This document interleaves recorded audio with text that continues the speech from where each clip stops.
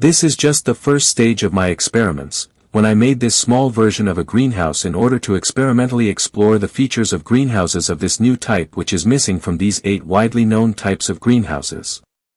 However, this is its closest relative, where this dark wall is a large mass of water, bricks, clay or other cheap materials, and the sun heats this mass during the day, so that the hot mass will heat the greenhouse at night.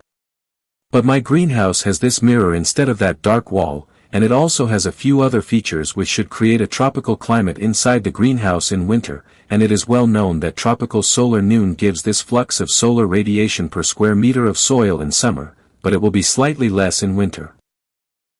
At the same time, our winter sun gives a square meter of a conventional greenhouse 4 times less energy, due to the small value of this angle of incidence of solar rays and their losses due to this transparent wall.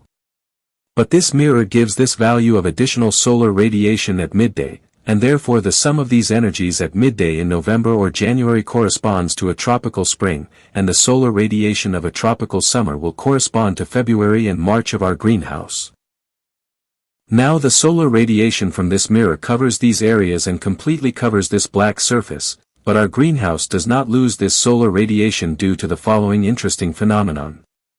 Pay attention to this radiation from the mirror, but here you do not see any radiation because this transparent wall almost completely reflects these rays if this angle is less than 10 or 20 degrees.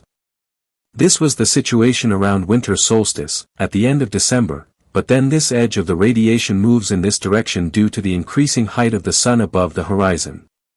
That is why after 5 weeks, the situation is like this, and now the radiation from the mirror covers only this black surface at 100%.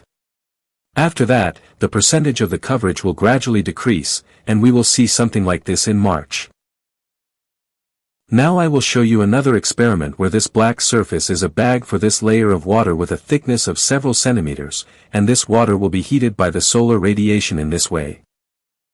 You see that the sun heated the water to 80 degrees Celsius when the ambient temperature was 11 degrees.